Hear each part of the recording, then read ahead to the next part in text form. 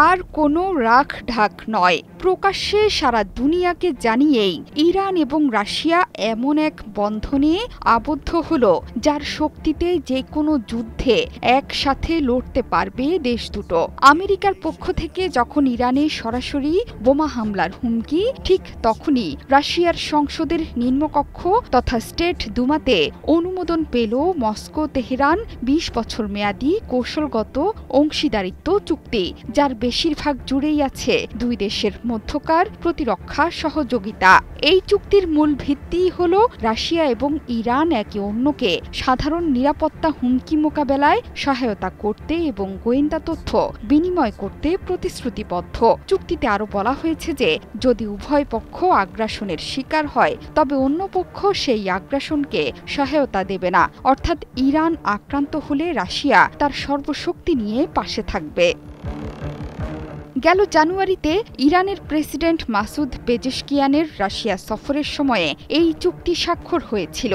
এই চুক্তির আওতায় আগামী ২০ বছর ধরে সামরিক মহড়া, যৌথ সামরিক প্রশিক্ষণ, যুদ্ধজাহাজ তৈরি সহ নিরাপত্তা সংক্রান্ত বিভিন্ন খাতে পারস্পরিক সহযোগিতা বৃদ্ধি করবে দুই দেশ। সেই সাথে বৃদ্ধি পাবে রাজনৈতিক এবং অর্থনৈতিক সহযোগিতা। চুক্তি স্বাক্ষরের সময় পেজেশকিয়ান বলেছিলেন, আমরা একটি বহুকেন্দ্রিক বিশ্ব প্রতিষ্ঠার পথে এগুতে চাই এবং এই পথের একটি উদ্দীপক পদক্ষেপ হলো এই চুক্তি। আর পুতিন বলেছিলেন, চুক্তির ফলে শুধু নিরাপত্তা খাতই নয় বরং অর্থনীতি এবং বাণিজ্য খাতেও দুই দেশের সহযোগিতামূলক তৎপরতা বৃদ্ধি পাবে।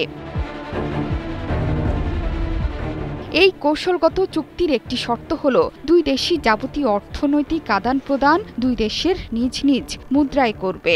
দুই দেশের মধ্যে সত্যিকার গঠনমূলক কার্যক্রম বাড়াতে আহ্বান জানিয়েছেন পুতিন, তাহলেই অন্যদের প্রতিবন্ধকতা অতিক্রম করতে পারবে তারা। পুতিনের এই বার্তাতে স্পষ্ট হয়েছিল, সে সময় পশ্চিমাদেরই ইঙ্গিত করেছিলেন তিনি। রাশিয়া ইরান সামরিক সম্পর্ক দীর্ঘদিনের এবং গোপনেই এই কার্যক্রম পরিচালিত হয়ে থাকে। সে কারণে এবারও চুক্তি অনুমোদনের পর সামরিক সহযোগিতার ব্যাপারে বক্তব্য দেন রুশ উপপররাষ্ট্রমন্ত্রী আন্দ্রেই রজডেনকো।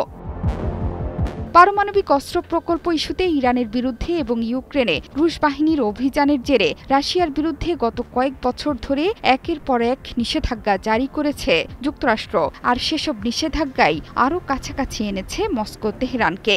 ২০২৪ সালে ইউক্রেন যুদ্ধে ইরানের তৈরি ড্রোন ব্যাপকভাবে ব্যবহার করেছে রুশ সেনাবাহিনী। গত সেপ্টেম্বরে রাশিয়াকে স্বল্প পাল্লার ক্ষেপণাস্ত্র ইরান সরবরাহ করেছে বলে অভিযোগ করেছে যুক্তরাষ্ট্র।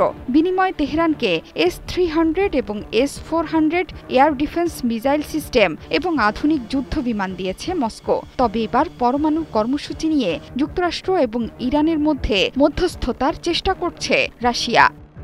জোহরা চৌধুরী সেতু, ৭১।